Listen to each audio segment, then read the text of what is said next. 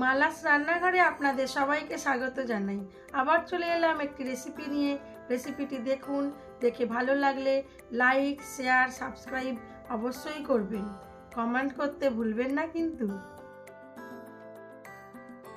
আজ বানাবো chicken pasta. Chicken pasta বানানোর জন্য প্রথমে আমি পাস্তাটাকে গরম জল ফুটিয়ে তার মধ্যে বেশ কিছুক্ষণ দিয়ে রেখেছিলাম।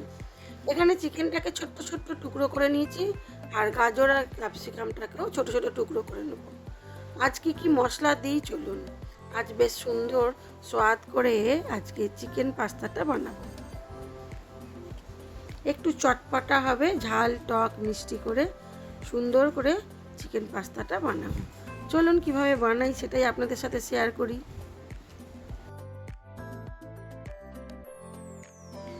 আমি বেশি কথা বললেই আমার গলাটা খসখসে হয়ে যায়, তাই আজকে গলার সাউন্ডটা একটু খসখসে আছে, ওটা একটু ক্ষমা করে দেবেন।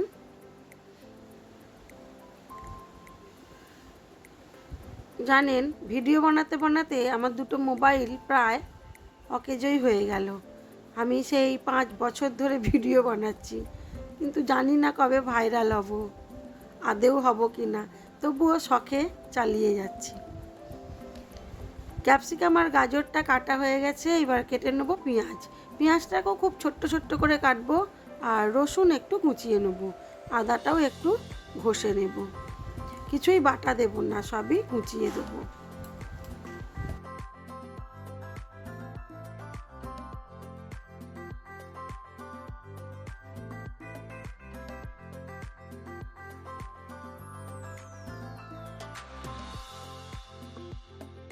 সব কিছুই প্রায় কুচানো হয়ে গেছে। আমি কিন্তু আমার ভিডিওর মধ্যে সবসময় একটু নতুনত্ব রাখার চেষ্টা করি। না আমার কথা বা আমার ভিডিওর কোনো ক্লিপে নতুনত্ব থাকে না, থাকে আমার খাবারের স্বাদে। আমি প্রত্যেক খাবারেই কিন্তু কিছু না কিছু নতুন মশলা ব্যবহার করি, এবং কি মশলা, একই রকম ধনে জিরে যেটা মানুষ দেয় সেটাই দিই, কিন্তু সেগুলোই হেরফের করে দিলেই খাবারের টেস্ট অনেক বদলে যায়।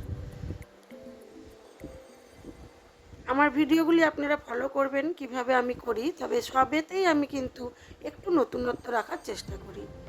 অল্প একটু সাদা তেলের মধ্যে দিয়ে দিলাম রসুন কুচানো, আর দিলাম গাজর কুচানো, দিয়ে দিলাম ক্যাপসিকাম কুচানো, দিয়ে দেবো পেঁয়াজ কুচানোটাও। সব কিছু দিয়ে ঢাকা চাপা দিয়ে দিয়ে স্বাদ মতো নুন দিয়ে এটাকে ভালো করে নরম করে ভেজে নেব, কিন্তু লাল করে ভাজবো না।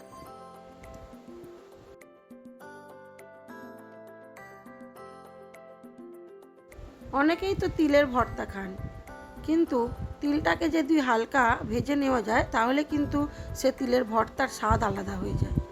না, আমি এতে তিল ব্যবহার করিনি, আমি বলছি। চলুন এইরকমই টুকটাক সব কিছুই আমি একটু আধটু পাল্টেই করি। হ্যাঁ, শুনতে হয়তো চিকেন পাস্তা, কিন্তু লক্ষ্য করবেন আমি এটাতেও কিছু না কিছু নতুনত্ব অ্যাড করেছি। চলুন শেষ পর্যন্ত দেখুন, দেখলেই বুঝতে পারবেন কি অ্যাড করলাম। এবারে দিয়ে দিলাম চিকেনটা। এবারে এটাকে ভালো করে ভাজবো, কিন্তু বেশি তেল মশলা দিয়ে নয়, এটাকে আমি ঢাকা চাপা দিয়ে দিয়েই ভাজবো। দিয়ে দিলাম আরও একটু নুন।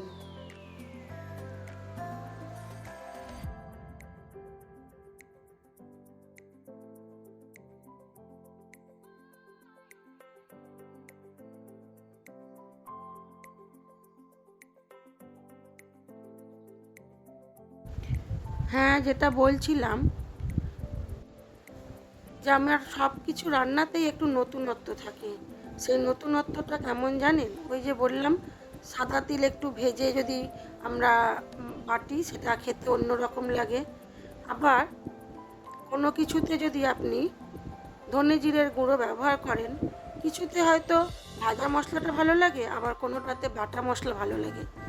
সেটা আমি একটু মাথা খাটিয়ে, শুনতে ধনে জিরের গুঁড়ো বা শুনতে ধনে জিরে বাটা হয়, কিন্তু হয় ভেজে আর নয় ভিজিয়ে। এই রকমই কিছু পাল্টে হেরফের করেই আমি ব্যবহার করি। সেই জন্য আমার প্রত্যেকটা রান্নার মধ্যেই কিন্তু একটা স্বাদের নতুনত্ব থাকে। দিয়ে দিলাম সয়া সস। এবারে এগুলোকে সব কিছুই একসাথে এমনভাবে কম আঁচে ভাজবো যাতে ভাজার সাথে সাথে সেদ্ধ হয়ে যায়।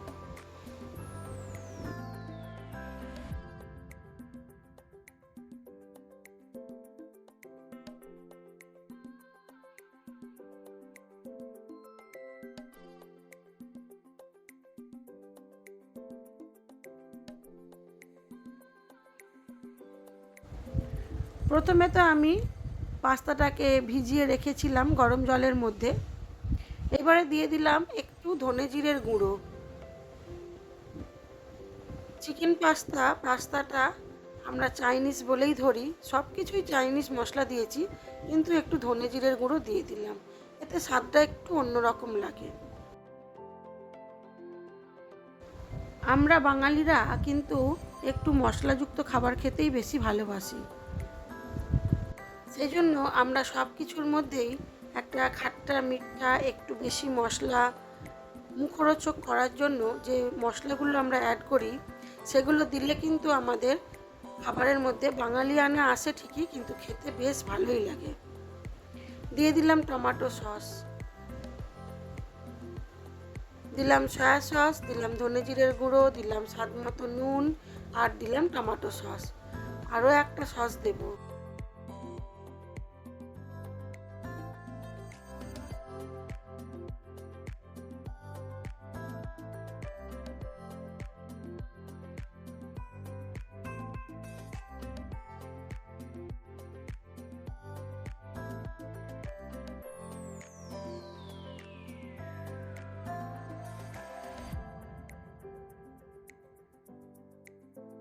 অল্প একটু গরম জল দিয়ে দিলাম, দিয়ে এটাকে ভালো করে কষিয়ে নেব। এর মধ্যে অল্প একটু কর্নফ্লাওয়ার দিয়ে দেবো, আর দেবো একটু শেজওয়ান চাটনি।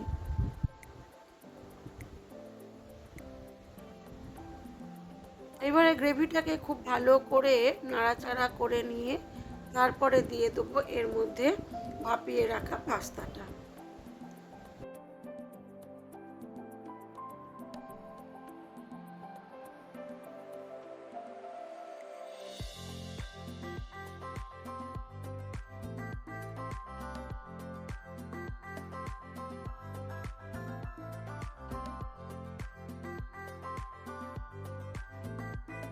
ভাপিয়ে রাখা পাস্তা দিয়ে আবার ভালো করে মশলার সাথে মিশিয়ে নেব, দিয়ে স্বাদ মতো নুন ও চিনি দিয়ে ঢাকা চাপা দিয়ে আরও কিছুক্ষণ রেখে দেবো।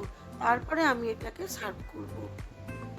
আপনারা যারা নতুন আমার ভিডিও দেখছেন তারা কিন্তু অবশ্যই আমার ভিডিওগুলি একটু আমার চ্যানেলে গিয়ে ফলো করতে পারেন। আপনারা নিশ্চয়ই সব ভিডিওতে কিছু না কিছু নতুনত্ব পাবেনই পাবেন, আমি ওটা গ্যারেন্টি দিয়ে বলতে পারি। আর যারা নতুন দেখছেন একটু সাবস্ক্রাইব করে দেবেন, ভালো লাগলে ভিডিওটা লাইক শেয়ার করবেন।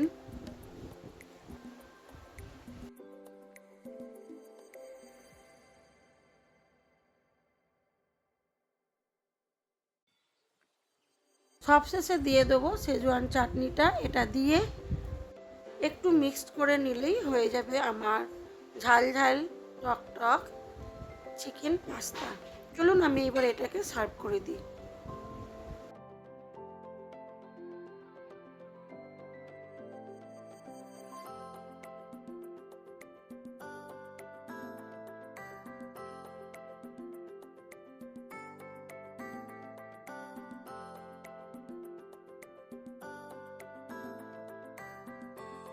আজ আমাদের সন্ধ্যের জলখাবারে ছিল এই চিকেন পাস্তা।